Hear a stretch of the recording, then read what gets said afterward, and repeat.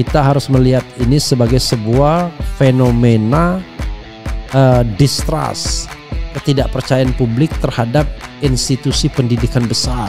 Saya sebagai alumnus atau alumni UGM itu agak sedih juga, karena UGM dengan mudahnya terseret dalam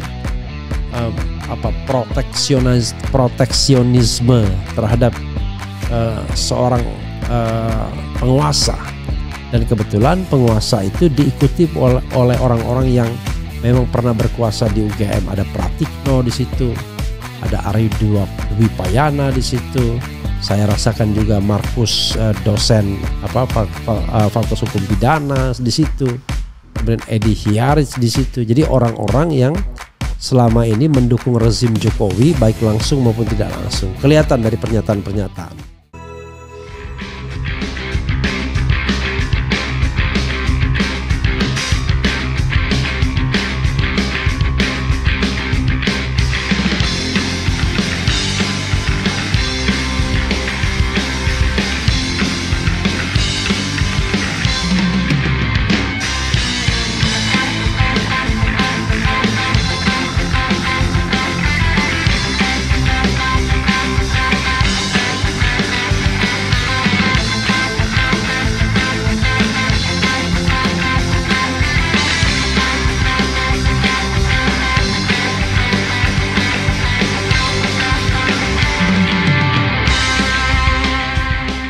BEM UGM nyatakan mosi tidak percaya kepada rektornya.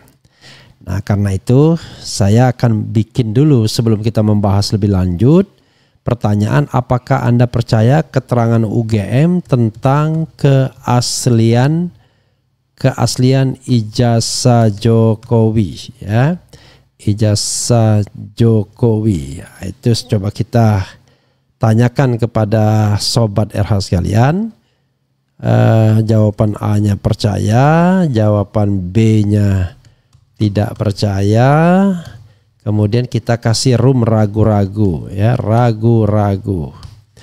Oke, sobat RH kita post ya. Nih ya, BEM UGM nyatakan mosi tidak percaya kepada rektor Ova Emilia, ya. Karena rektor ini ya ya gitu. Oke, coba kita bacakan beritanya dari tempo.co politik ya. Coba kita bacakan. BEM UGM nyatakan mosi tidak percaya kepada rektor. BEM UGM menuntut agar rektor mereka menyatakan mosi tidak percaya kepada lembaga negara. Oke. Tempo.co Jakarta. Badan Eksekutif Mahasiswa Keluarga Mahasiswa Universitas Gadjah Mada secara terbuka menyatakan mosi tidak percaya terhadap rektor UGM Ova Emilia. Sikap itu disampaikan Ketua BMKM UGM Tio Ardianto dalam pernyataan resmi yang beredar pada Sabtu 25 Mei 2025. Kemudian, kami hanya ingin mengembalikan marwah UGM sebagai kampus kerakyatan yang artinya harus berpihak semata-mata demi kepentingan rakyat dan bukan kepentingan penguasa, kata Tio saat dikonfirmasi melalui aplikasi perpesanan Sabtu 24 Mei 2025.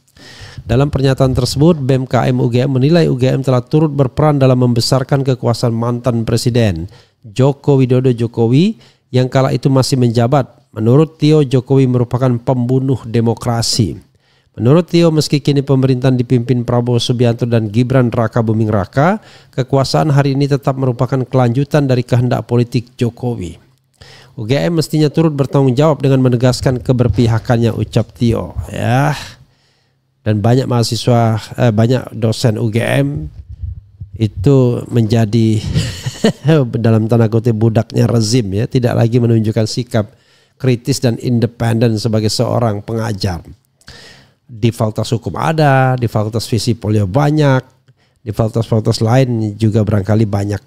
Pernyataan ini disampaikan sebagai respons atas sikap kampus yang dinilai tidak tegas menyikapi dinamika politik nasional. BEM UGM menuntut agar rektor mereka menyatakan mosi tidak percaya kepada lembaga negara. Mereka menilai penyelenggaraan diskusi akademik saja tidak cukup. UGM telah menyelenggarakan kegiatan diskusi yang mengkritik realitas politik hari ini yang tidak lebih dari sebuah akrobat dalam panggung media, sementara ketidakadilan dan penindasan terus tetap serta senantiasa terjadi di mana-mana, ujarnya. Tio mengatakan mahasiswa tidak akan mencabut sikap mosi tidak percaya kepada Rektor Ova Emilia selama kampus tidak menyatakan sikap politik yang jelas terhadap rezim hari ini. BEM KM UGM menyatakan mosi tidak percaya kepada Rektor UGM Ova Emilia. Mosi ini tidak akan kami cabut dan kami akan tetap tidak percaya sampai Rektor UGM menyatakan mosi tidak percaya ke rezim Prabowo Gibran atau yang setara dengannya sebagai penegasan keberpihakan kepada rakyat, tutur Tio. Mana berani Ova Emilia. Soal ijazah aja dia nggak berani ya. Tempo telah berupaya untuk menghubungi Rektor UGM Ova Emilia. Hingga berita ini ditulis, pihak Rektorat UGM belum memberikan tanggapan atas pernyataan mosi tidak percaya dari BEM KM UGM tersebut ya. Oke sobat R sekalian, mosi tidak percaya ya, luar biasa. Memang tidak spesifik disebutkan soal ijazah dan lain sebagainya, tapi kalau kita lihat pernyataan implisit di dalamnya. Pertanyaannya adalah mengapa tidak percaya ya? Kenapa tidak to the point soal ijazah misalnya? Saya kira memang ya mahasiswa selalu punya sikap sendiri. Dia tidak mau misalnya dia seolah-olah ditunggangi oleh kepentingan. Nah itu pinternya ya, media massa yang memframing seolah-olah Roy Suryo dan kawan-kawan itu adalah satu pihak. Pihak lain adalah pihak Jokowi. Jadi dibenturkan begitu. Padahal harusnya ya ini bukan antara Roy Suryo CS melawan Jokowi CS. Ini adalah antara orang yang ingin memperjuangkan kebenaran dengan orang yang ingin menutupi kebenaran. Karena sederhana rumusnya. Semakin Jokowi tidak transparan terhadap ijazahnya, maka orang akan bertanya, ini ijazahnya benar asli atau enggak? Orang tidak melihat Bareskrim itu sebagai sebuah yang final. Nah, kita bisa buktikan dari apa yang disampaikan ya. Jadi memang kepercayaan orang terhadap Bareskrim itu rendah sekali. Kurang dari 10% orang setuju dengan pernyataan Bareskrim tersebut. Jadi masih makin banyak orang yang menganggap bahwa apa yang disampaikan Bareskrim itu tidak benar. Begitu saudara sekalian. Jadi ini adalah hal yang perlu kita pahami ya, yang namanya suara rakyat itu suara kebenaran, tidak bisa dia dibungkam. Orang yang bisa membungkam suara kebenaran itu ya, itu paling ya berhadapan dengan orang yang takut lapar ya, orang yang takut tidak berkuasa, orang yang takut kehilangan kenikmatan hidup dan lain sebagainya. Tetapi kalau dia betul-betul berada di jalan yang insya Allah terus lurus, ya susah untuk dibungkam. Nah mahasiswa to some extent adalah entitas yang barangkali belum belum takut akan realitas hidup, belum menjadi bawahan orang, belum bekerja, belum ini, belum itu. Nanti akan terbukti bagaimana gerak langkahnya ketika dia sudah hidup di masyarakat. Tetapi mahasiswa sebagai trigger ya, of change ya, saya tidak bilang agents lagi mungkin ya, not agent anymore atau trigger of change, itu ya tetap diperlukan perannya. Jadi walaupun saya mengatakan terlambat ya, tetapi memang yang namanya kepengurusan BEM itu kan selalu berubah-ubah. Itulah kelemahannya, sehingga kadang-kadang ada diskontinuitas. Tapi walaupun diskontinuitas sebuah pernyataan, benang merahnya masih bisa kita rasakan ya, bahwa mereka adalah orang yang kritis, orang yang selalu di garda terdepan untuk mengatakan apa yang benar adalah benar, yang salah adalah salah. Dan ini inline dengan kalau kita lihat sikap netizen terhadap Bareskrim, itu jelas bahwa sampai pukul 18.00 23 Mei misalnya, perbandingan orang yang setuju dan tidak setuju Bareskrim itu yang setuju itu 93% sudah. Yang tidak setuju Bareskrim maksud saya ya. Yang sekali lagi yang tidak setuju Bareskrim, jangan dipotong di bagian ini. Sementara yang setuju Bareskrim itu hanya di bawah 10%. Sayangnya saya tidak bisa membaca ini lagi-lagi karena formatnya berbeda ya. Coba saya kirimkan ke Jido untuk dibaca berapa persen yang posisi terakhir itu ya, sikap netizen terhadap hasil Bareskrim itu, coba dibaca. Yang slide terakhirnya ya, yang bentuknya bulat-bulat itu. Kemarin saya minta bantuan Reski membacanya, sekarang minta bantuan Jido untuk membacanya. Oke. Dan tadi saya Sobat Era sekalian juga menyampaikan polling mengenai kepercayaan masyarakat terhadap keterangan UGM tentang keaslian ijazah Jokowi. Sekali lagi, BEM UGM dan isu ijazah ini memang tidak inline ya, karena yang disampaikan UGM itu umum sifatnya, tetapi rasanya ya, aroma terkait ijazah itu juga besar. Paling tidak sebagai latar belakang. Dan ini Sobat Era sekalian, apakah Anda percaya keterangan UGM tentang keaslian ijazah Jokowi? Baru 707 yang voting, percaya itu 4%, tidak percaya 94%, ragu-ragu 2%. Nanti kita bikin semua ya. Apakah Anda percaya dengan menteri ini? Percaya, tidak percaya ya. Jadi biar menteri itu dievaluasi terus-menerus. Walaupun sebenarnya ada sentimen di sini ya, yang tetapi penting diketahui. Sama seperti misalnya soal Bareskrim, ketika saya pollingkan sampai saat ini itu yang mengisi polling sudah 120-an ribu dan mayoritas mengatakan tidak percaya dengan Bareskrim. Ini 126 ribu sudah ya. Apakah Anda percaya dengan keterangan polisi bahwa ijazah Jokowi asli? Yang dari 126 ribu yang voting, yang percaya cuma 8%, tidak percaya 88%. Kemudian ragu-ragu 3%. Jadi kalau ini 101, ini adalah problem pembulatan ya, dibulatkan ke atas. Tetapi kalau distribusinya berubah nanti dia akan 100%. Kalau kita lihat ini 91, malah 99% ya, karena pembulatan. Begitu Sobat RH sekalian ya. Jadi kita harus melihat ini sebagai sebuah fenomena distrust, ketidakpercayaan publik terhadap institusi pendidikan besar. Saya sebagai alumnus atau alumni UGM itu agak sedih juga, karena UGM dengan mudahnya terseret dalam proteksionisme terhadap seorang penguasa. Dan kebetulan penguasa itu diikuti oleh orang-orang yang memang pernah berkuasa di UGM. Ada Pratikno di situ, ada Ari Dwi Payana di situ. Saya rasakan juga Markus dosen Fakultas Hukum Pidana di situ. Kemudian Edi Hiaris di situ. Jadi orang-orang yang selama ini mendukung rezim Jokowi baik langsung maupun tidak langsung. Kelihatan dari pernyataan-pernyataan. Walaupun saya tetap menghargai orang-orang kritis di UGM seperti Zainal Arifin Mokhtar. Siapa lagi ya yang orang kritis ya.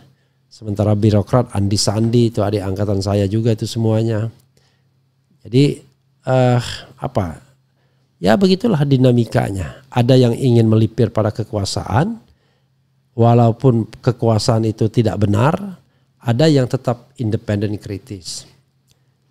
Di awal-awal pemerintahan saya, Zainal misalnya, Saldi Isra bersikap pro atau mendukung Presiden Jokowi karena kita berharap ada nuansa baru. Tapi ternyata hanya dalam jangka waktu beberapa saat kemudian kita kemudian menjadi pengkritik.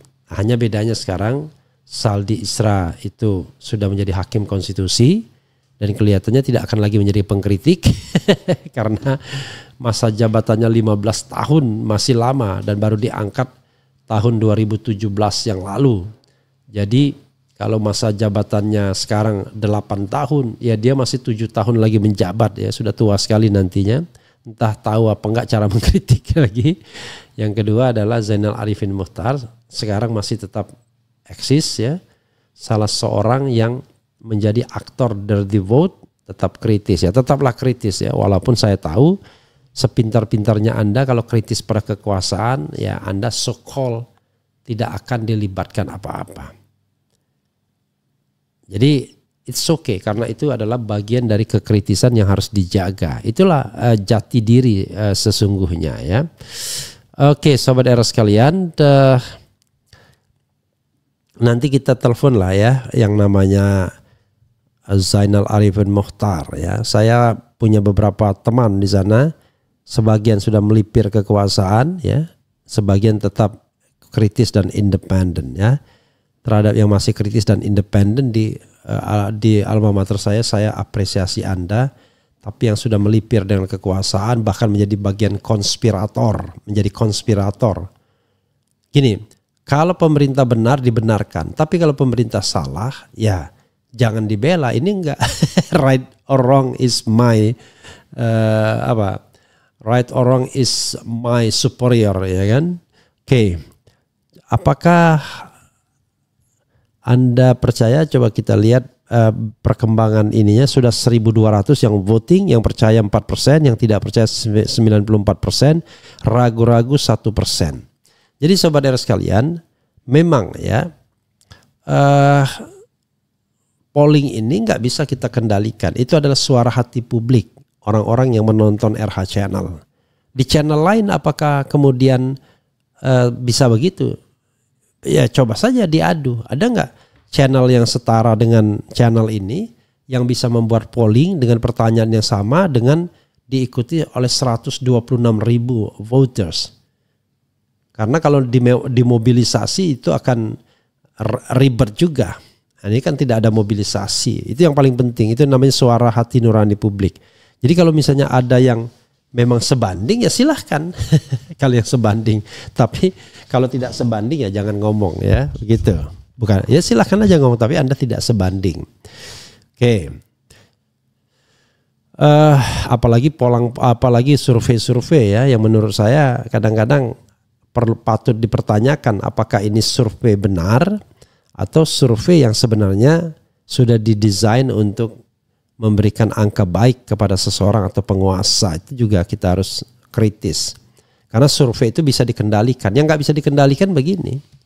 Polling seperti ini nggak bisa dikendalikan. Walaupun bias Refli Harun. Karena ini penonton Refli Harun. Tapi kan tidak tertutup kemungkinan juga orang-orang yang kontra untuk mengisi polling ini kan at any time. Kalau Anda punya kekuasaan, Anda bisa mobilisasi itu loh. Tolong di vote Refli Harun dan lain sebagainya.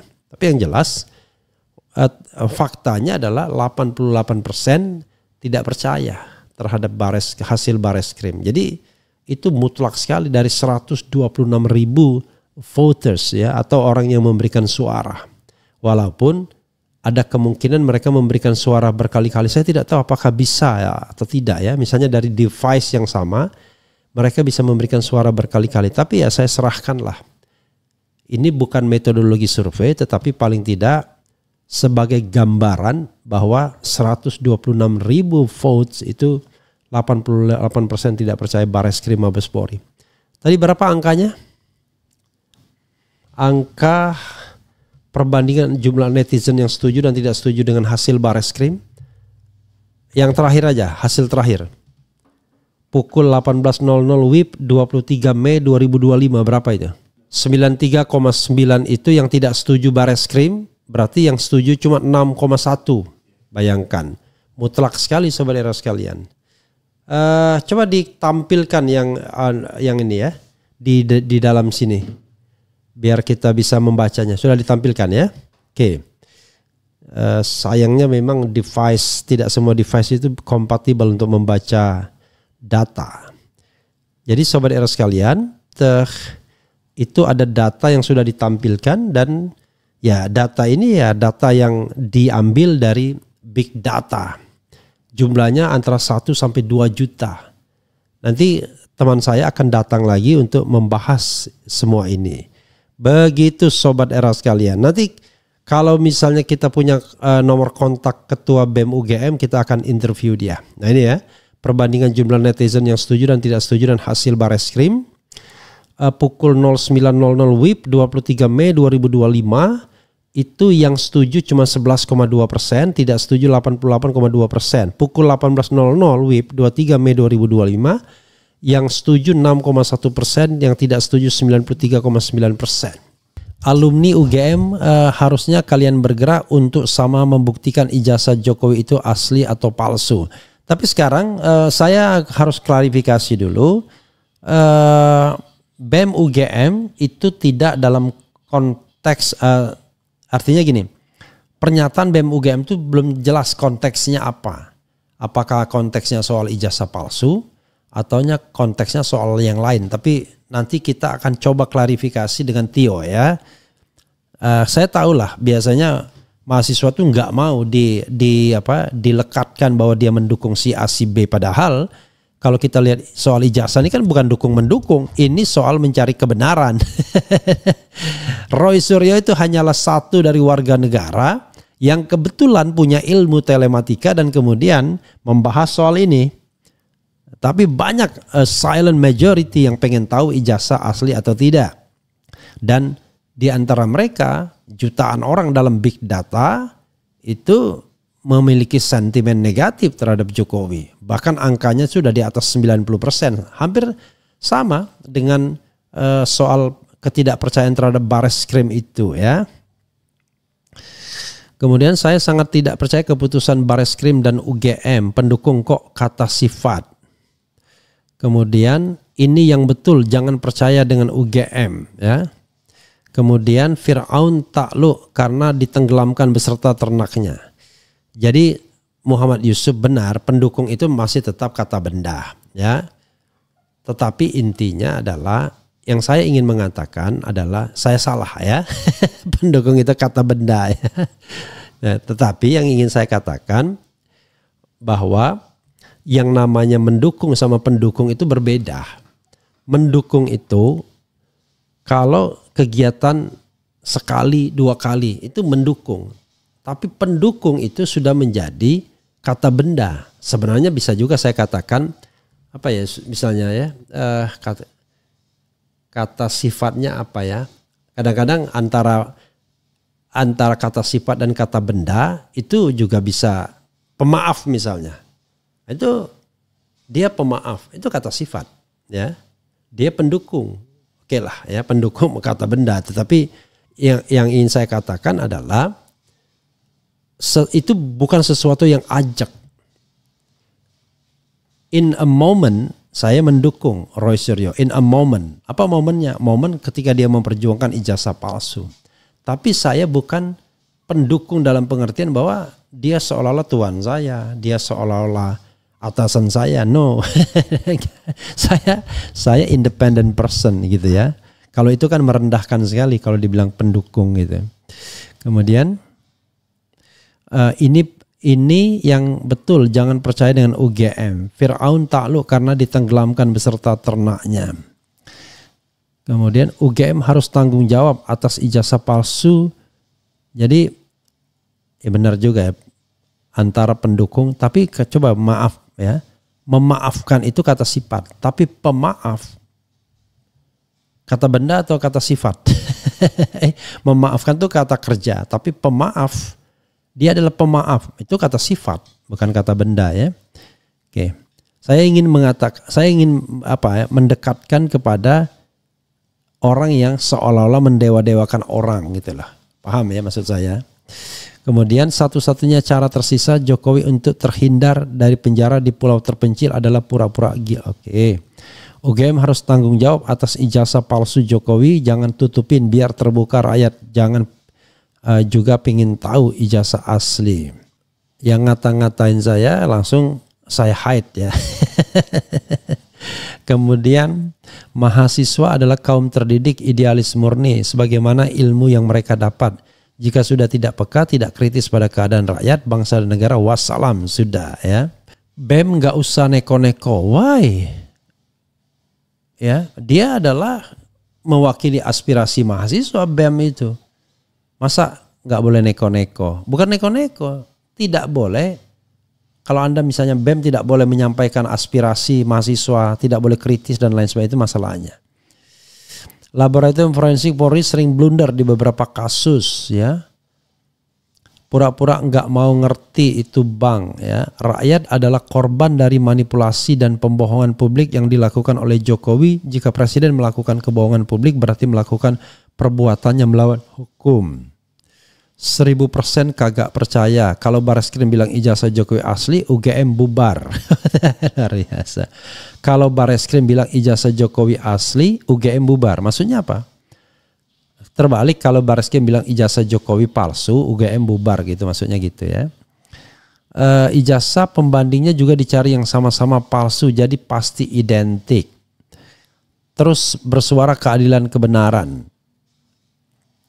OVA udah ditandai, ternyata kebenaran dan kebohongan itu tergantung duit alias kekuasaan. Enggak dong. Kebenaran itu tidak tergantung duit. Kebenaran itu sifatnya hakiki. Hanya ketika dia kemudian diduitin, maka kebenaran itu jadi hilang. Yang muncul adalah kebohongan. Jadi sudah jelas ada yang hak dan yang batil. Ya, yang hak adalah yang hak, yang batil ada yang batil. Nah itu menarik ya. Orang yang jujur, orang yang menyampaikan kebenaran itu pasti tidak disukai oleh orang-orang yang hidup dari kebohongan. Begitu. Atau orang yang mengambil keuntungan dari kebohongan. Jadi orang yang mengambil keuntungan dari kebohongan itu bisa jadi orang-orang yang dekat dengan kekuasaan. Dia tahu penguasa bohong, kekuasaan bohong.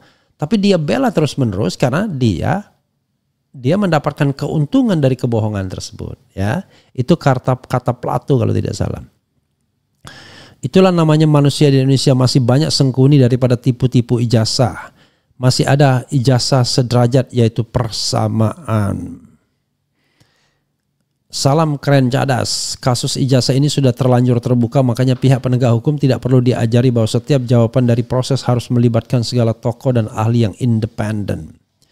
Jadi tidak perlu diajarin, mereka harus paham bahwa harus melibatkan orang-orang yang independen, yang netral, yang saintifik dan lain sebagainya. Dan tantangan Risman adalah objektif, berani enggak? Bareskrim Mabes Polri membuka metodenya dan metodenya itu bisa diuji di tempat lain. Kan sederhana untuk mengatakan itu asli atau tidak. Gelar. Oke. Siapa yang percaya Pak Era kalau ijazah seperti itu rakyat juga pernah sekolah, jadi tidak mudah dibodohi yang namanya ijazah. Jokowi lah yang urat malunya sudah putus ya. Salam keadilan buat Pak RH, sukses selalu. Begitu sobat Era sekalian ya, mudah-mudahan ini bermanfaat. Nanti kita akan hubungi Zainal Arifin Mohtar. Bagaimana observasi dia sebagai dosen yang sangat kritis terhadap fenomena UGM yang babak belur sekarang ini. Bayangkan ketidakpercayaan publik terhadap UGM itu luar biasa sekarang gara-gara soal ijazah ini. Dan kita terakhir coba kita lihat lagi. Sebagai alumnus UGM saya merasa sedih dengan fenomena seperti ini. Bayangkan. Universitas yang saya banggakan kok jadi begini. Ya itulah kalau universitas mendukung kekuasaan ya. Apakah Anda percaya keterangan UGM tentang keaslian ijazah Jokowi? 3.600 yang voting, percaya 5%, tidak percaya 94%, ragu-ragu 2% saja. Ya itulah yang terjadi.